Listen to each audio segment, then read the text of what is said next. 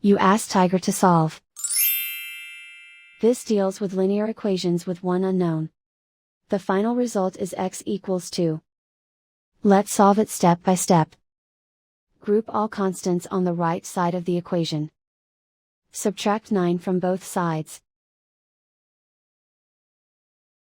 Group like terms. Simplify the arithmetic.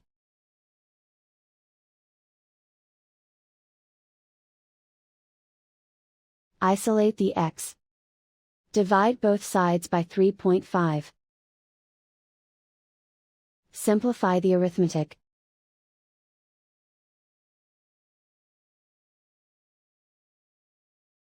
And so the final result is x equals 2.